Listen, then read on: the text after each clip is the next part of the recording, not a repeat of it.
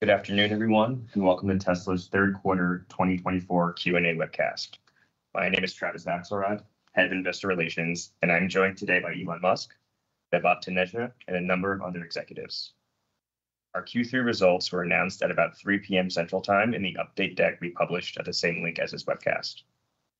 During this call, we will discuss our business outlook and make forward-looking statements. These comments are based on our predictions and expectations as of today.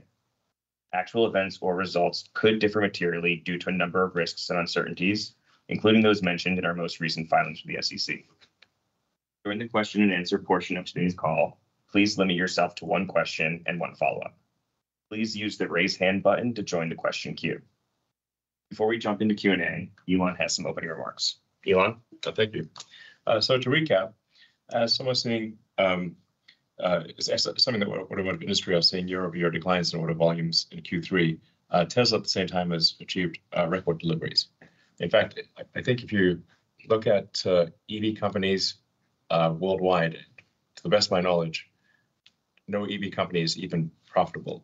And I'm not, to the best of my knowledge, there's no EV division of any company, of any existing auto company that is profitable. So it is notable that Tesla is profitable despite a very challenging automotive environment. And this quarter actually is a record Q3 for us. So we produced our 7th million vehicle actually just yesterday. So congratulations to the teams that made it happen at Tesla. That's a staggeringly immense amount of work to make 7 million cars.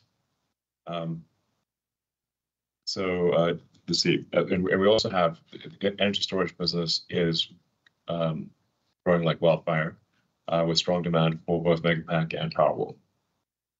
And as people know, on October 10th, we laid out a vision for an autonomous and electric future that I think is very compelling. The Tesla team did a phenomenal job there with actually giving people an opportunity to experience the future. Where you have humanoid robots walking among the crowd, not with a canned video presentation or anything, but literally walking among the crowd, serving drinks and whatnot. And we had 50 autonomous vehicles. There were 20 Cybercabs, but there were an additional 30 Model Ys operating fully autonomously the entire night, carrying thousands of people with no incidents the entire night. And for those who went there, it's worth emphasizing that the Cybercab had no steering wheel or brake or accelerator pedals, meaning there was no way for anyone to intervene manually, even if they wanted to, and the whole night went very smoothly. So regarding the vehicle business, we are still on track to deliver more affordable models starting in the first half of 2025. This is, I think probably people are wondering, well, what should they assume for vehicle sales growth next year? And at the risk of to take a bit of risk here, I do want to give some rough estimate, which is I think it's 20 to 30% vehicle growth next year. Notwithstanding negative external events, like if there's some force majeure events, like some big war breaks out or interest rates go sky high or something like that, then we can't overcome massive force majeure events. But I think with our lower cost vehicles, with the advent of autonomy, something like a 20 to 30% growth next year is my best guess. And then Cybercab reaching volume production in 26. I do feel confident of Cybercab reaching volume production in 26, not just starting production, but reaching volume production in 26. And that, that should be substantial growth. We're aiming for at least 2 million units a year of Cybercab. That'll be in more than one factory, but I think it's at least 2 million units a year, maybe 4 million ultimately.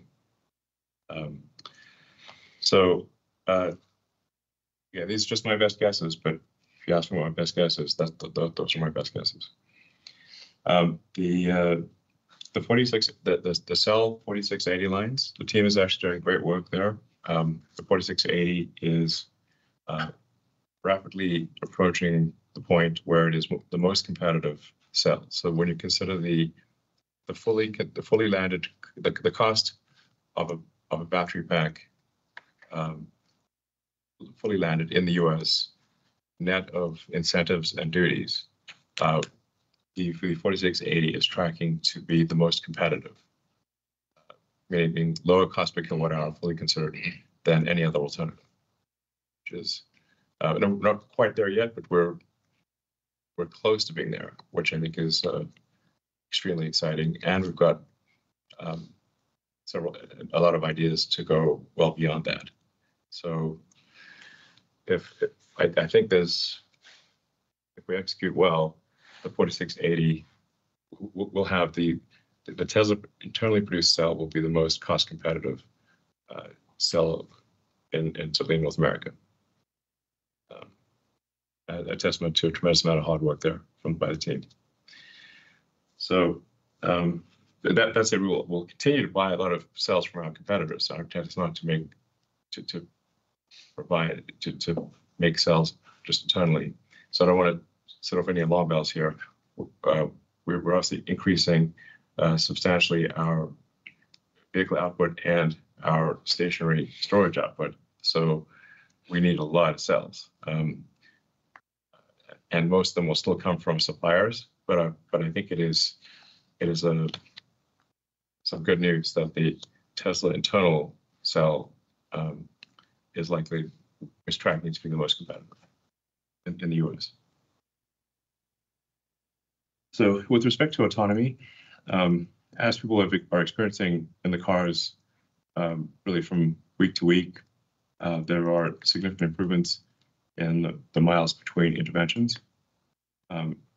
So with the new version 12.5, the release of Full Self-Driving and Cybertruck, the combining the code into a single stack so that the city driving and the end-to-end highway driving are one stack, which is a big improvement for the highway driving. So it's just all neural nets. And the release of actually Smart Summon. We try to have a sense of humor here at Tesla. And we're also, so that's 12.5. Version 13 of FSD is going out soon. Ashok will elaborate more on that later in the call. We expect to see roughly a 5 or 6-fold improvement in miles between interventions compared to 12.5.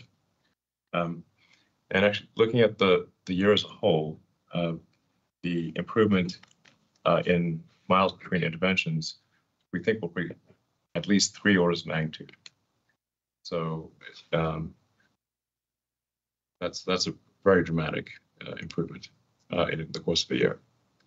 And we expect that trend to continue next year. So the current internal expectation, internal expectation for the Tesla FSD having longer miles between interventions than human is the second quarter of next year. Which means it may end up being the third quarter, but it's next. It seems extremely likely to be next year. Sure. Do you want to say anything about that?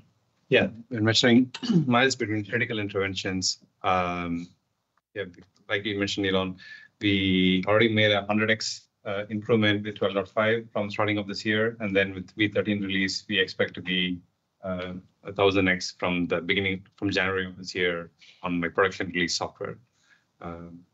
And this came in because of technology improvements, going to end-to-end, having higher frame rate, partly also helped by hardware force, more capabilities, so on.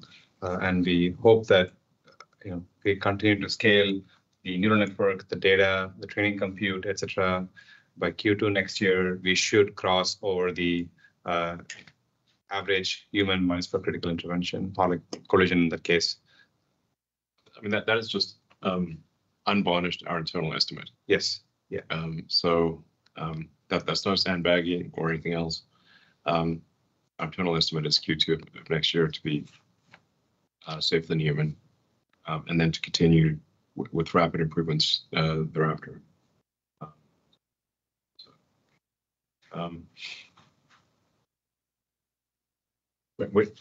Now a lot. Vast majority of humanity has no idea that Teslas can drive themselves.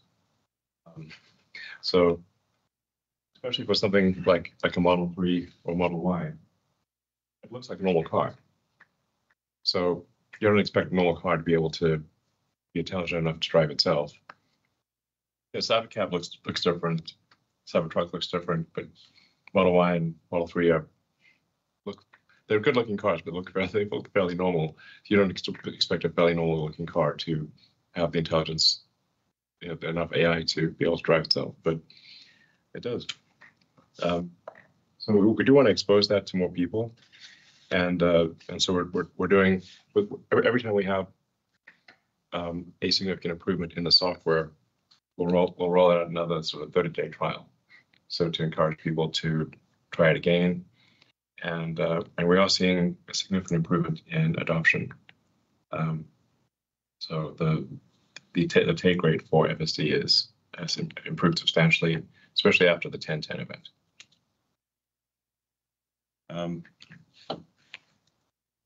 Yeah, so there's no need to wait for robotaxi or Cybercab to experience full autonomy. We expect to achieve that next year with our existing vehicle lineup.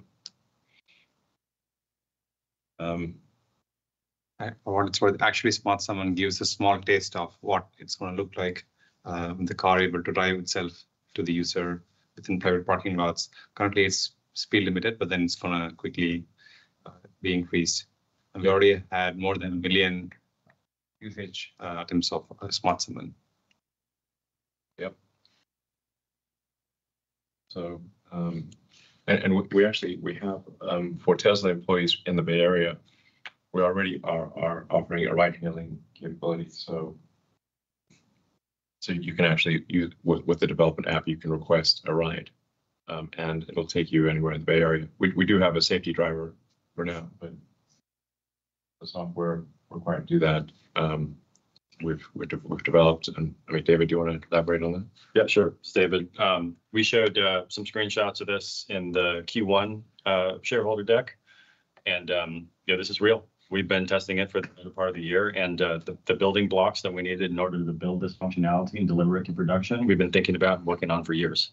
It just so happens that we've used those building blocks to deliver great features for our customers in the meantime, such as sharing your profile, synchronizing it across cars, so that every single car that you jump into, whether it's another car that you own or a car that somebody's loaned to you or a rental car that you jump into, it looks exactly like yours. Everything synchronized, seat mirror positions, media, navigation, everything is the same, just what you would expect from one of our robotaxis. But we gave that functionality to our customers right now because we built it intending for it to be used in the future. But we're releasing that functionality now. All the end-to-end cybersecurity that we knew we were going to need to deliver that functionality. Sending a navigation to destination from your phone to the vehicle. And so, you're doing that now with the ride-hailing app, but it's something that we've made available to customers for years.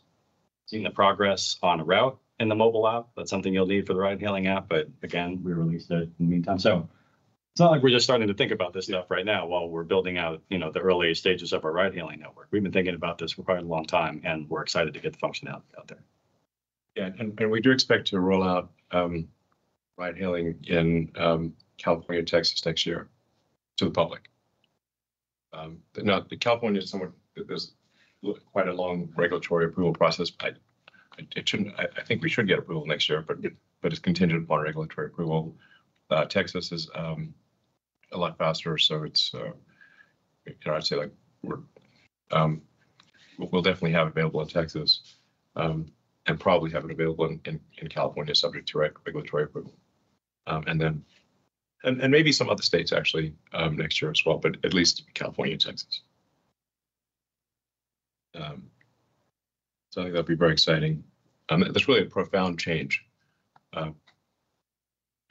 Tesla becomes more than a sort of vehicle and battery manufacturing company at that point. So we published our Q3 vehicle safety report, which shows one crash for every 7 million miles of autopilot. That compares to the US average of one crash roughly every 700,000 miles. So it's currently showing a 10x safety improvement relative to the US average. And we continue to expand our AI training capacity to accommodate the needs of both FSD and Optimus. We're currently not training compute constrained. That's probably the biggest limiting factor is that the FSD is actually getting so good that it takes us a while to actually find mistakes. When you start getting to where it can take 10,000 miles to find a mistake, it takes a while to actually figure out which is this build, is this software build better than, is software build A better than software build B? It actually takes a while to figure it out because neither one of them are making mistakes. What take a long time to make mistakes. So that's actually the single biggest limiting factor is how long does it take us to figure out which version is better. So sort of high class problem.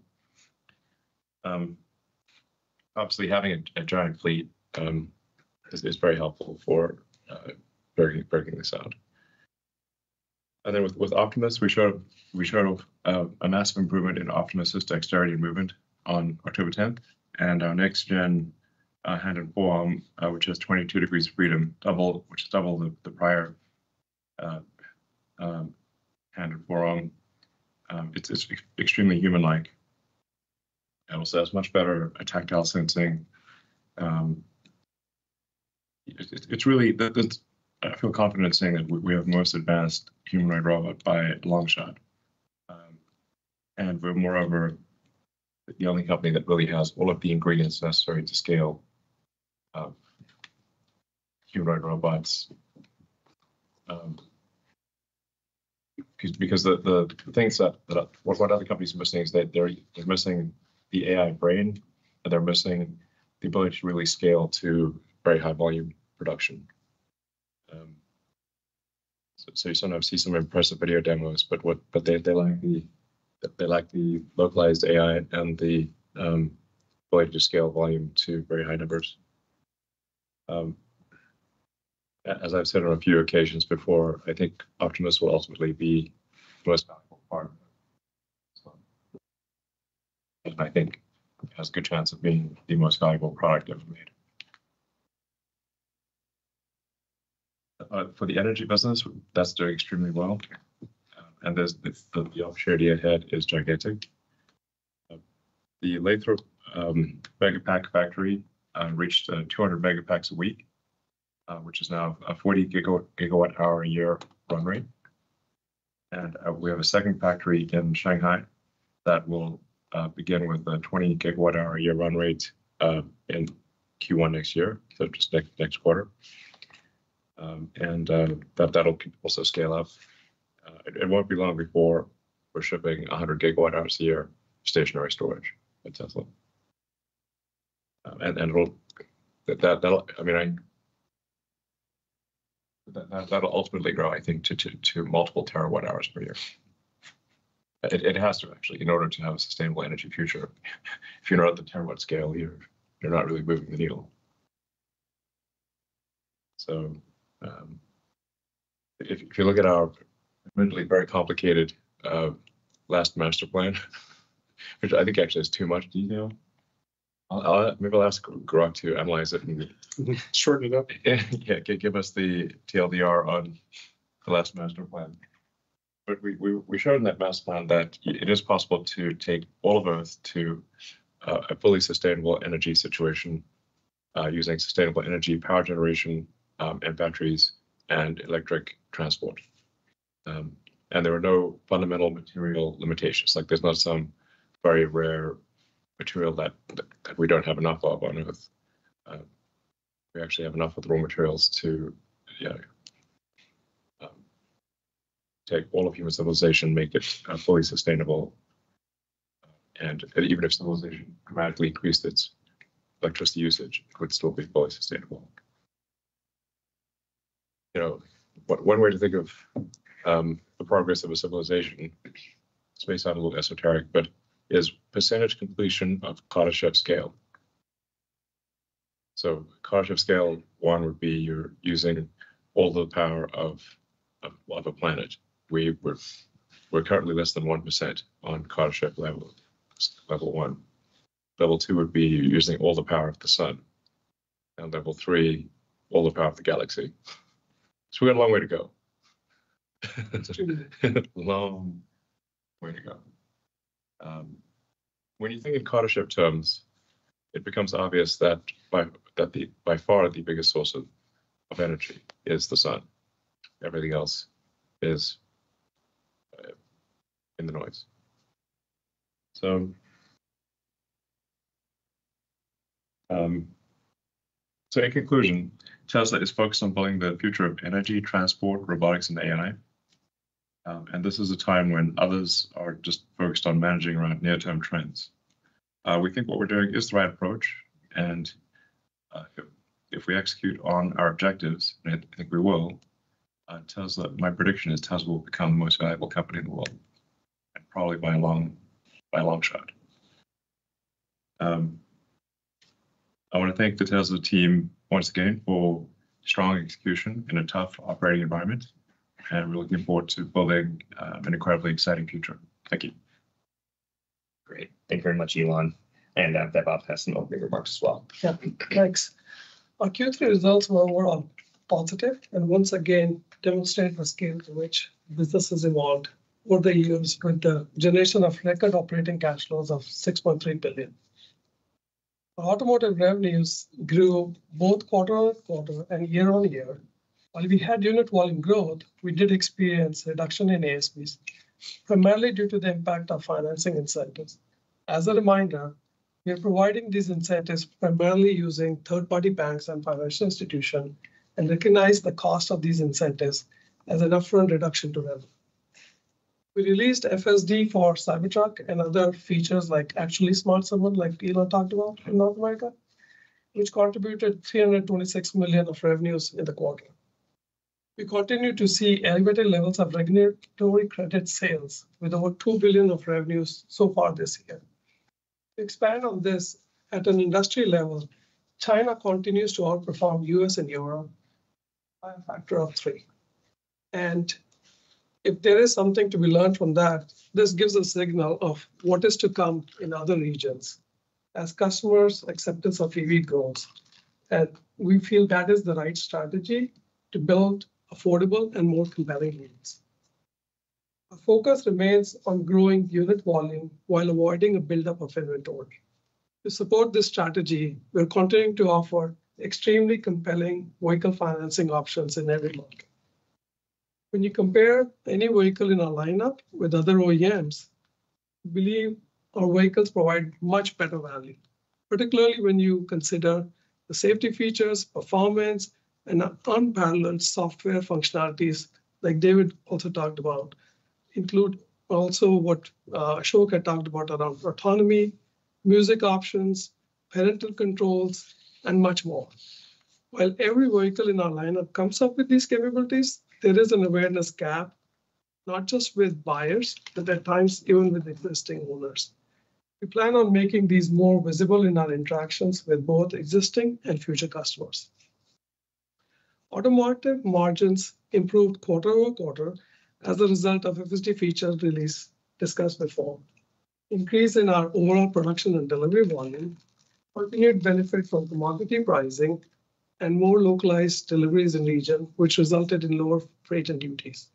Sustaining these margins in Q4, however, will be challenging given the current economic environment.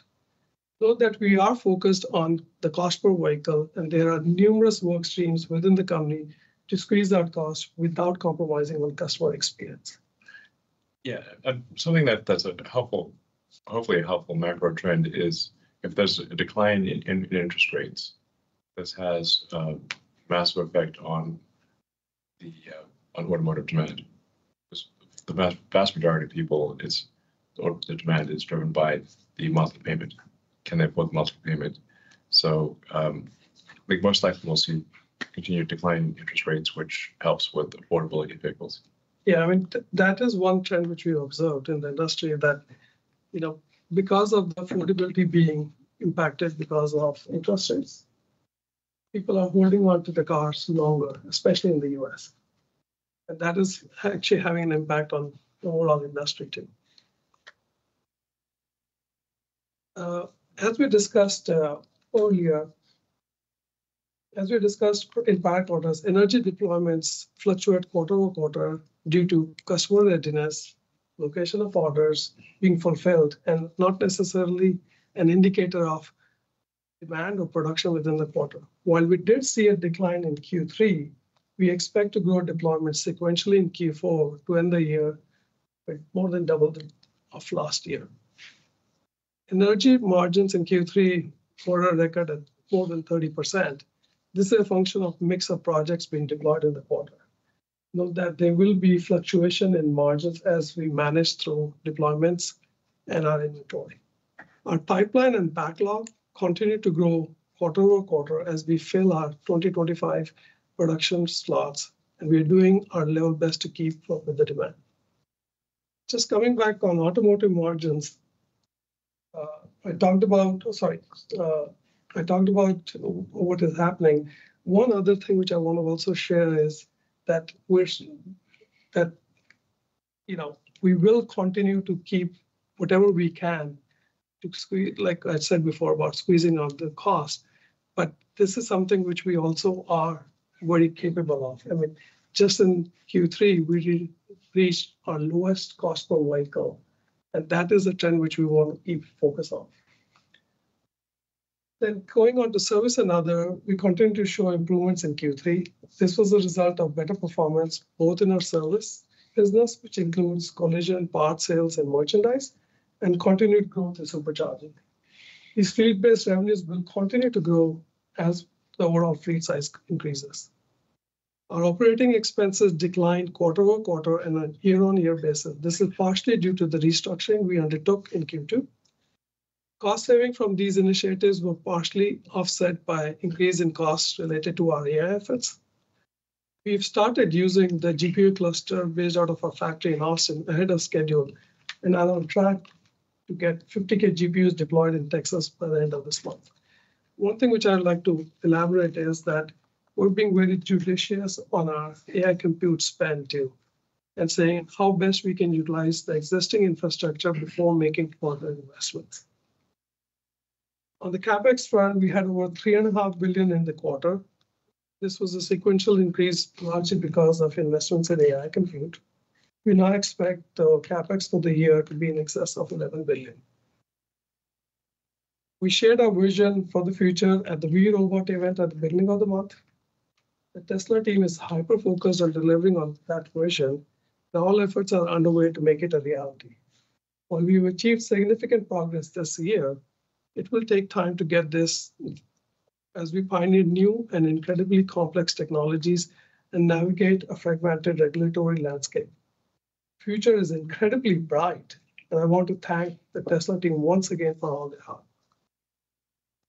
Great. Thank you very much, Vaibhav. Now we'll go to investor questions. The first one is Tesla still on track to deliver the more affordable model next year, as mentioned by Elon earlier, and how does it align with your AI and product roadmap? Sure. I mean, as Elon and Vaibhav both said, we are in plan to meet that in the first half of next year. Our mission has always been to lower the cost of our vehicles to increase the adoption of sustainable energy and transport. Part of that is lowering the cost of our current vehicles, which is where all of the personally owned vehicles that we sell today come in. But the next stage in that really, as it fits into AI roadmap, is when we bring in robotaxis, which lowers the initial cost of getting into an EV. And that's really where we see the marriage of EV roadmap and the AI roadmap. It'll be like with incentives sub 30K, which is kind of a key threshold. Great. Thank you very much. Similar question next. When can we expect Tesla to give us the $25,000 non-robotaxi regular car model? We're not making it on robo. Yeah, all our vehicles today are robotaxis. I think we've made very clear that we're the future is autonomous.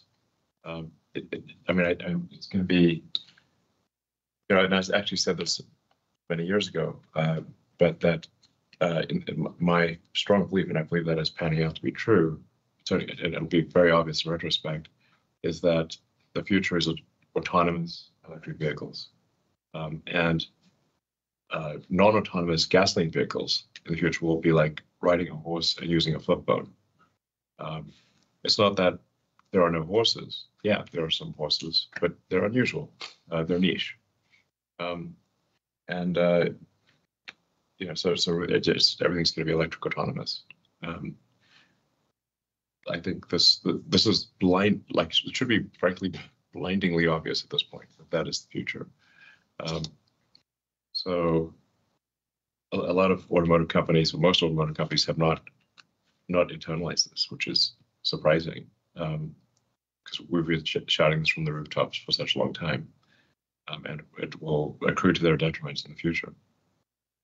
But all of our vehicles in the future will be autonomous. Even today. Yeah, yes, all the vehicles that we've really made, all the 7 million vehicles, the vast majority are capable of autonomy. We're currently making on the order of 35,000 autonomous vehicles a week. If you compare that to, say, Waymo's entire fleet, they have less than 1,000 cars. We make 35K a week. Yeah, and our cars look normal. Yeah, they mostly look normal. The Cybertruck looks, Yes. thankfully, looks abnormal. And then the Cybercab / robotaxi, we wanted to have something futuristic looking, and I think it does look futuristic. And it's worth noting with respect to the Cybercab, it's actually not just a revolution in vehicle design, but a revolution in vehicle manufacturing that is also coming with the Cybercab. The cycle time, like the units per hour of the Cybercab line, is like, this is just really something special. I mean, this is probably half order of magnitude better than other car manufacturing lines. Like not in the same league is what I'm saying. Not in the same league. So it's and I said several years ago that maybe the hardest Tesla product to copy will be the factory. So you can't just like buy a factory. You can't reverse engineer a factory. You just have to buy it. Yeah, it's like, if we can, yeah. We're rapidly evolving in manufacturing technology. So anyway, there's like basically, I think having a regular 25K model is pointless. Yeah, It would be silly. Like, it would be completely at odds with what we believe. in an autonomous world, what matters is the lowest cost per mile of efficiency of that vehicle, and that's what we've done with the robotaxi. Exactly. Autonomous, it's fully considered cost per mile, is what matters. And if you try to make a car that is, essentially a hybrid manual automatic car, it's not going to be as good as a dedicated autonomous car. So yeah, Cybercab is just not going to have steering wheels and pedals. It's fully designed optimized for autonomy. But no, it'll cost on the order of cost roughly 25K. So it is a 25K car. And you will be able to buy one on it exclusively if you want. So just what have steering wheel and pedals. You don't need it. Great. Thank you very much. The next question is, what is Tesla doing to alleviate long wait times at service centers? So we aim on solving problems at the source, so at the factory before they can even affect our customers. We believe the best service is no service, and Yeah, it really is. don't even have them. If the car doesn't break, Yeah, exactly. that's the best thing. Don't see anyone with the Tesla shirt. You either do it remote, Yeah. fix the issue upstream, or do it remotely, do it through software. They can be at work or at home, and the car can be parked, and we address and fix the issue. And we've partnered the field with service to make sure we're looking at the same issues. And additionally, just in Q3 and Q4 of this year alone, we have opened and will open in total at nearly 70 locations. And in North America, we significantly expanded the size of each location and have doubled the size last year compared to this year. Yeah, I think there's like actually a lot of merit to having large service centers, because you can have specialization of labor. You can start to approach. Yeah, it should be more factory-like. Where you can have dedicated lanes for particular types of service, and it's way easier for somebody to become expert in a few different types of repairs than in every repair. Exactly. This has helped us with the base instead of these heavy repairs, like clogging up a lane. There's dedicated lanes for different type of repairs, and so it's throughput matters and really treating it like a factory. Yeah, this is where Tesla's structure, I think, Tesla has a structural advantage relative to the rest of the auto industry, because we make the cars and we service the cars, whereas I think there's a bit of a conflict of interest with the dealer model and the sort of traditional OEM and dealer model, where the dealerships make most of their money on service, and so they obviously are disincented to reduce the servicing cost. Yeah. Whereas in our case, we are incented to reduce the servicing cost because we carry that servicing cost, and we've got a good feedback loop with our cars. The best. Exactly. Yeah. Like we review with the factory, with the service leaders together, and send people from the factories to the field and field to the factory to see it firsthand. Exactly. Provide suggestions for manufacturing as well as for engineering on design. Yeah, so I view this as a fundamental structural advantage of Tesla versus the rest of the auto industry. We're also doing a bunch of work on the software side, not only to automate, diagnostics, so identifying, what needs to be done to a car before it comes into service, but also automating all of the preparation work and aligning all the resources that are necessary in order for the car to be very efficiently worked on once it arrives. So the parts are there, like the lift is scheduled, the Yeah. technician's scheduled, like everything's ready to Like go. the car says, this is what's wrong with me, and tells the service center. The car Get everything ready in advance. Yeah, please fix me, and this is what's wrong. Yeah, this is what I recommend you do now. This is what I recommend you do. instead of customer trying to translate the car is telling us directly, and we're pulling that. Yeah, Yeah, you don't need, most of the time you don't need to diagnose the car exactly. when it arrives. The car, this is like, again, You a prep the car. fundamental technology advantage and structural advantage compared to the rest of the auto industry. It's I think it's underappreciated as to what all we are able to do. Yeah. And that's why, because like you said before, most of our cars, except for Cybertruck, look the same. Yeah. Right? So people don't realize that it has so much capability. yeah. They look better than other cars, but they're not like obviously like super futuristic. Yes. Great. Thank you very much. The next question is, please provide an update on the Semi. What will the next stage of growth look like, and when will FSD be ready? Sure. So as we posted in the earnings deck, we're progressing swiftly on the build of the semi factory in our Gigafactory in Reno. We've released all our major capital expenditures for that program, and we're on track to start pilot builds in the second half of next year, with production starting in the first half of 2026 and ramping really throughout the year to full production. Semi, growth will largely depend on our customers' adoption of the product. Well, I don't think we're going to be demand limited, honestly. Yeah, which I was going to say, which is like a Not at all. no-brainer for the Semi, because it's really a commodity of total cost of ownership. Yes, exactly. We have kind of ridiculous demand for the Semi. In that world where it's about how much do I spend to move Yeah, goods exactly. cents per mile, it's a no-brainer. Yeah, fundamentally, if you've got a semi where the fully considered cost per mile per ton of transport is better than, say, a diesel truck, any company that doesn't adopt an electric semi will lose. It's not a subjective thing. It's like of whether do you like the It's a competitive. I mean, we want the stat. We want to have a beautiful semi truck, but frankly, if we made an ugly semi truck, it wouldn't matter. And this is proving so in our fleets and in Pepsi's fleet partner. In fact, the Pepsi actually said last week their drivers don't want to go back. Yeah. As soon as we give anyone the electric semi, it's like that's like the choice. It's what they want to drive. Yeah. That's like so the most senior, like their top drivers, well, they get to drive the Tesla semi. And it's the thing they want to drive. It's super fun to drive. It's also very easy to drive. It's easy to drive, and it holds ass. Yeah. It's like fast. Yeah, super fast. Maybe too fast. Well, but I mean, regular like you've seen like the videos of where like the Tesla electric semi can go uphill, speeding past like the diesel truck, or even cars. Yeah, even cars.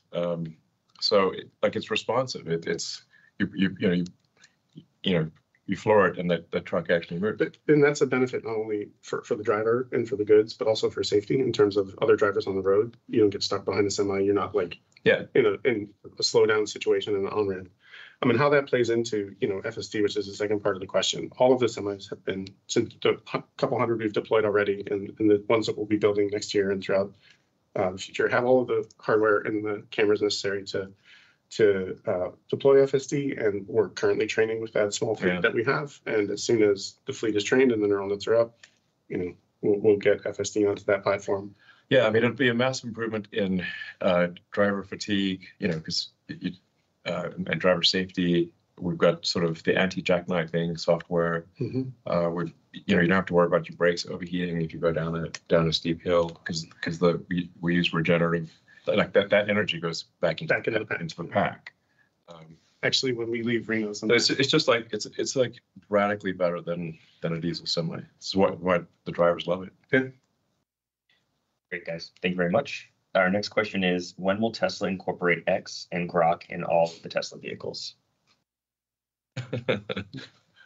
Well, I mean, these are relatively small fry things, but yeah, I think.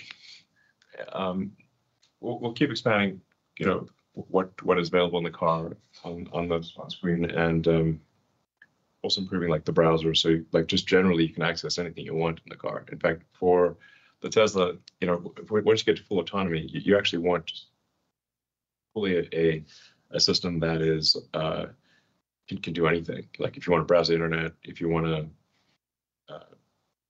ask AI questions, if you want to watch a movie, if you want to play a video game, if you want to do some productivity thing, you can do anything you want in an autonomous vehicle because you don't need to drive. So that's why the Cybercab's got a nice big screen and a great sound system. So you can watch a great movie with. It's like being like in a personal movie theater. Yeah, personal movie theater.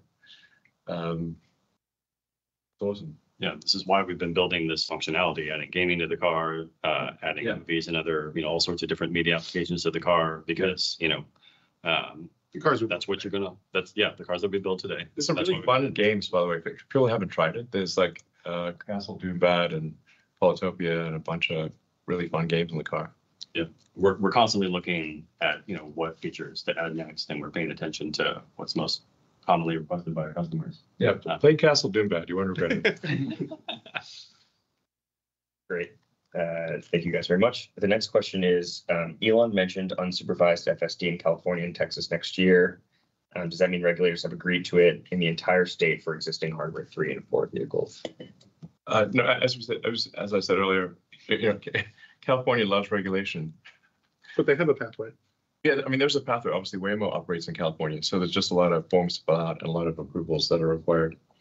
I mean, I'd be shocked if we don't get approval next year, but it's just not something we totally control. But I think we will get approval next year in California and Texas, and towards the end of the year, it will branch out beyond California and Texas. I mean, I think it's important to reiterate this, like homologating or certifying a vehicle at the federal level in the US is done by meeting FMVSS regulations. All our vehicles today that are produced that are autonomous capable meet all those regulations. The Cybercab will meet those regulations. And so the deployment of the vehicle to the road is not a limitation. What is a limitation is what you said at the state level, where they control autonomous vehicle deployment. Some states are relatively easy, as you mentioned, for Texas. Yeah. And so other ones have pathways like California that may take a little longer. Other ones haven't set up anything yet. And so we will work through those state by state and get it. I do think we should have a federal, I agree. like the autonomous vehicles should be approved. It should be possible to. Congress, if you're listening, let's get a federal AV. There should be a federal approval process for autonomous vehicles. 'Cause, I mean, that's how the FMVSS is a Started and worked. federal motor vehicle. The FMVSS is federal. Yeah, so I mean, Um, in 2017 and 18, it's when regulators started looking at it, and it's really kind of stalled since then, but we would appreciate and would support Yeah. helping out with those It regulations. really needs to be like a national approval is important. If there's a Department of Government Efficiency, I'll try to help make that happen. And it's for everyone, not just Tesla, Yes. obviously. We like some things in the US are state by state regulated, like for example, insurance, and it's incredibly painful to do it state by state for 50 states. I think there should be a national approval process for autonomy. So, Great. Thanks, guys. The next question is, what is the plan for 2025? I think we're just talking. Yeah, there's Yeah, no, I mean, basically, we talked through this. There's a lot going on. Elon already mentioned that we're working on cheaper models to come out. I mean, there's work which the team is doing to get the factories ready today to try and make that happen. Yeah. By the way, the amount of work required to make a lower cost car is insanely high. But like, it is harder to get like 20% of the cost out of a car than it is to design the car and build the entire factory in the first place. Yeah. It's like excruciating. And there's not a lot of movies made about the heroes who got 20% of the cost out of a car. But let me tell you, there should be. Little change. Whoever got that is incredibly heroic. It's the little changes. It's not like a silver Yeah, bullet. it's like there should be the heroes who got 20% cost out of a car. Is like, damn, I have a lot of respect for them. we were talking Movie. It's like, I think you probably could make a compelling movie, but it just no. Like, if people actually saw how hard it was to do that, you'd be like, whoa, that's damn hard. just yesterday, we were talking about potting. Yeah, I mean, honestly, you're like literally, yeah. I mean, there's a lot of, when I do call it sort of like getting cost out of things, it's kind of like, it's like Game of Pennies. It's like Game of Thrones, but pennies.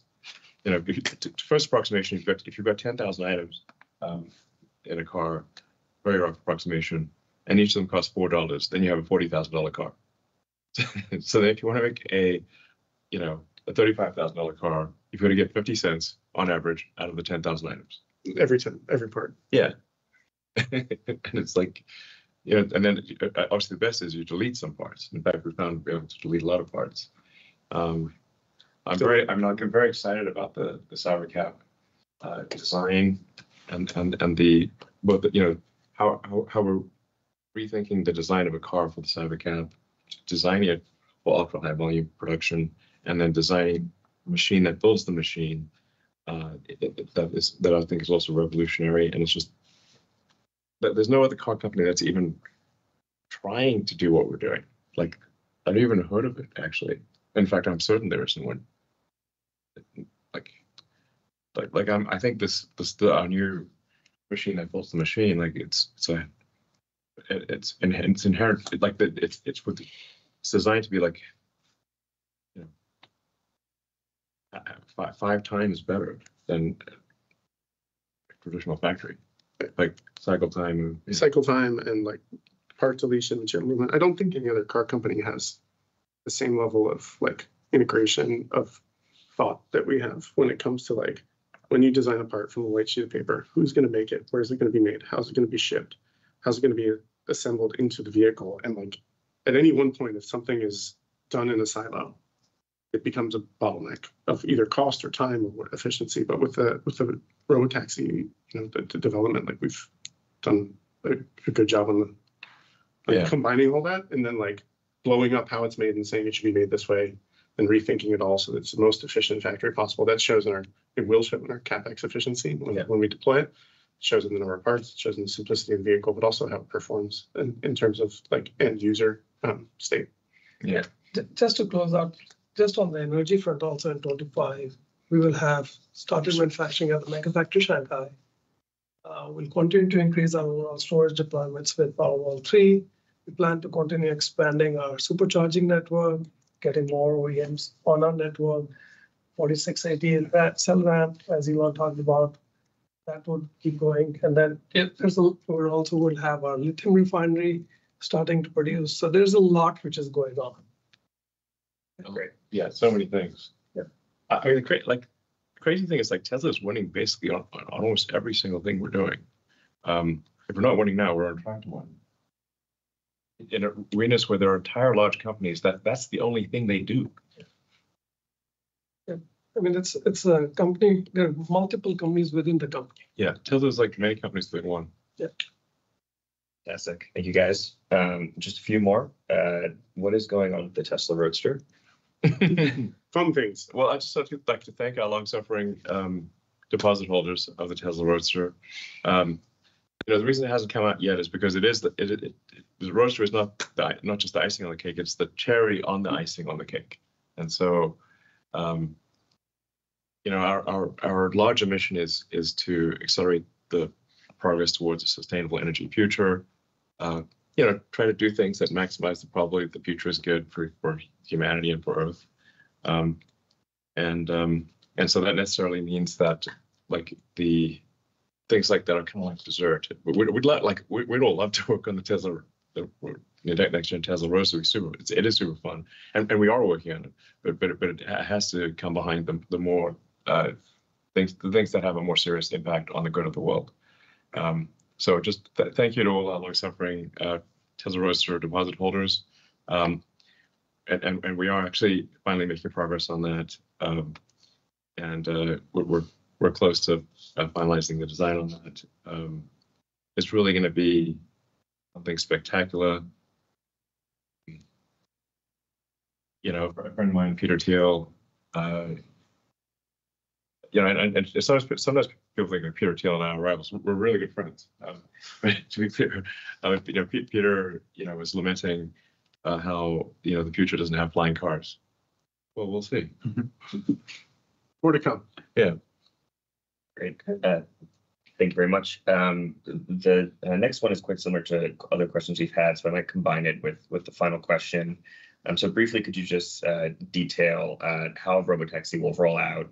Will it start with a Tesla deployed fleet and then allow customers to add theirs on like a subscription model? And then will Hardware 3 be capable of level 5 FSD?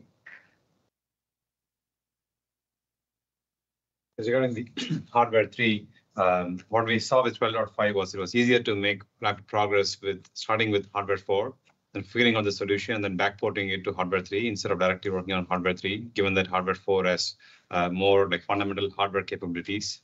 I think that trend will continue into the next few quarters as well, where we first figure out the solution rapidly with AI4 and then backport it, write the kernels. It just takes longer to develop those things because it's not fundamentally supported in the hardware and it's emulated. But yeah, it's initially working on Hardware 4, backporting it to Hardware 3. Yeah, so the answer is we're not 100% sure, but our as Ashok mentioned, because by some measures Hardware 4 has really several times the capability of Hardware 3. It's easier to get things to work with Hardware 4, and then it takes a lot of effort to sort of squeeze that functionality into Hardware 3. There is some chance that Hardware 3 does not achieve the safety level that allows for unsupervised FSD. There is some chance of that, and if that turns out to be the case, we will upgrade those who have bought Hardware 3 FSD for free. And we have designed the system to be upgradable. So And it's really what, you know, just to switch out the computer type of thing. Like the cameras are, okay, you know, they're capable, but anyway, we don't actually know the answer to that. But if it does turn out, we'll make sure we take care of those who have bought FSD on Hardware 3. Great. In the last few minutes that we have left, we will try to get in some analyst questions. The first question will be coming from Pierre Farragut at New Street. Pierre, please feel free to unmute yourself. Thanks a lot, guys, for taking my question. I was wondering about the compute you're ramping up. So you gave interesting statistics on how much you have, and you said you don't feel your compute constrained. And I was wondering, how you are putting to work this additional compute. Is that a game for you of creating larger and larger models, like next generation of models that are larger, the way OpenAI go from GPT-3 to GPT-4? Or is that more like you're set on your model and you need to throw more and more compute to accelerate the pace of learning to improve reliability? And then I had a quick follow-up real quick on your rollout in Texas and in California next year. The plan as you see it today, is it to roll out a fleet or two with cars that will start with a supervisory, some onboard supervision, someone sitting at the wheel just in case, and removing the supervisors progressively? Or are you aiming for going fully fledged without even a human supervisor when you get started? Okay, well, I guess we're going to. I'll answer the first part of the question. The nature of real world AI is different from, say, an LLM, in that you have a massive amount of context. So that you've got case of Tesla 7 or 8 cameras that 9 up to 9 if you include the internal camera that so you've got gigabytes of context, and that is then distilled down into a small number of control outputs. Whereas it's like you don't really, it's very rare to have. In fact, I'm not sure any LLM out there can do gigabytes of context. And then you've got to then process that in the car with a very small amount of compute power.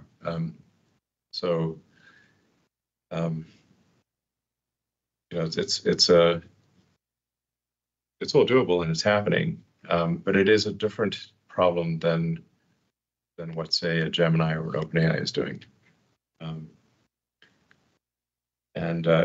Now, part of the way you can make up for the fact that the inference computer is quite small is by spending a lot of effort on training. And just like a human, the more you train on something, the less mental workload it takes when you try to when you do it. Like when the first time a human starts driving, it absorbs your whole mind.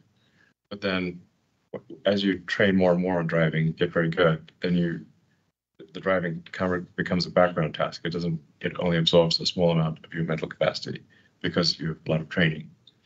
So we can make up for the fact that the inference computer is it's tiny compared to a 10 kilowatt bank of GPUs, because you've got a few hundred watts of inference compute. We can make up for that with heavy training. So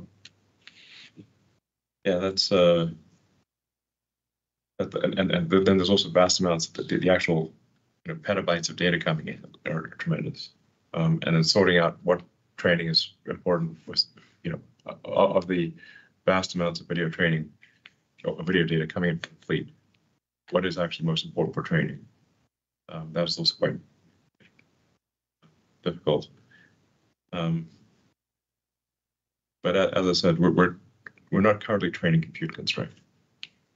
I'm not sure if you want to elaborate on it. Yeah.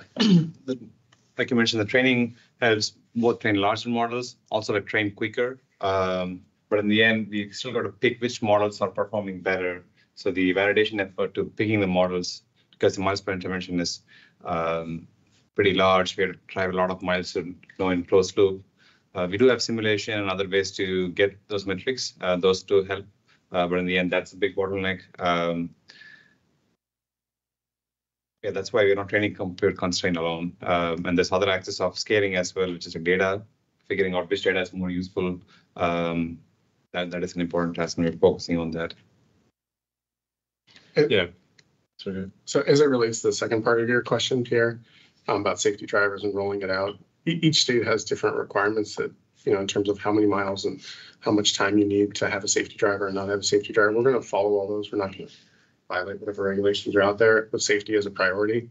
But the goal is obviously that when we're ready and safety is there, we'll remove all the drivers from the rideshare program. Yeah, I mean, I guess like we think that we'll be able to have driverless Teslas doing paid rides next year, sometime next year. All right, thank you. And our next question comes from Adam Jonas at Morgan Stanley. Adam, please feel free to unmute yourself. Okay, thanks everybody. Just had a question about the relationship between Tesla and xAI. Many investors are still not clear how the work at xAI is truly beneficial to Tesla.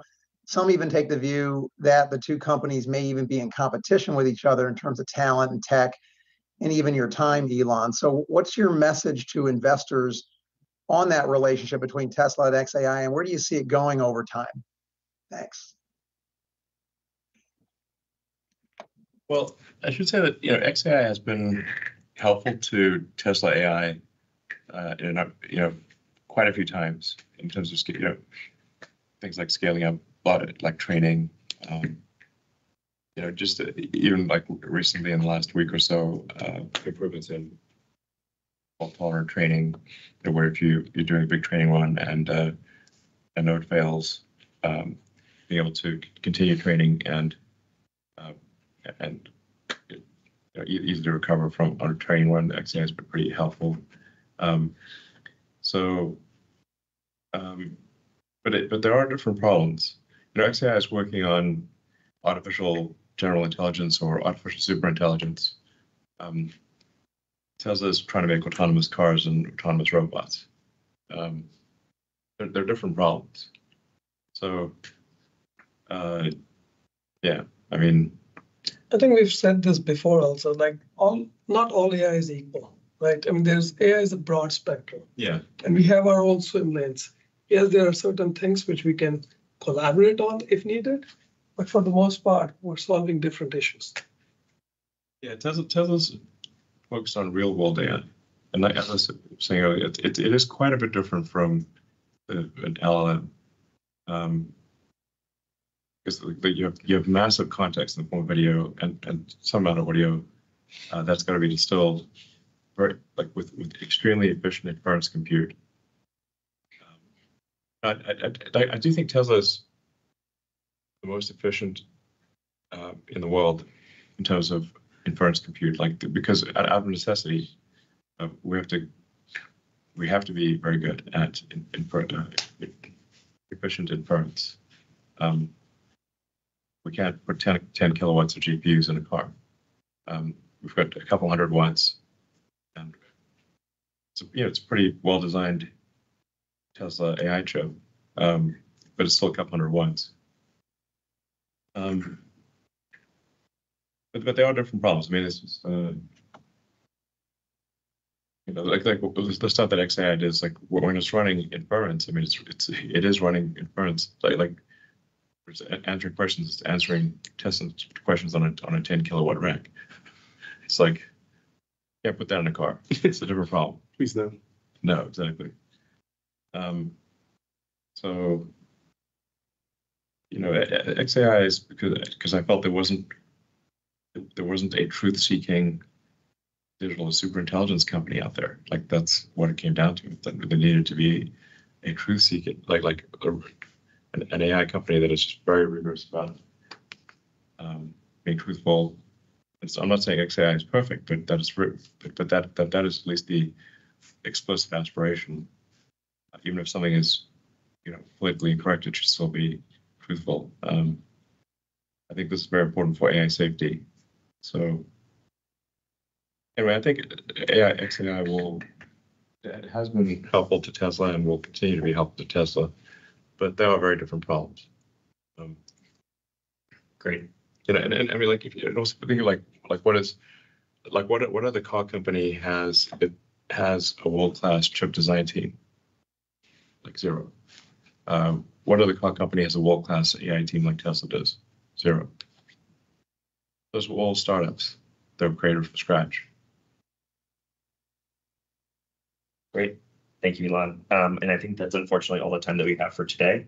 We appreciate all of your questions and we look forward to hearing you next quarter. Thank you very much and goodbye.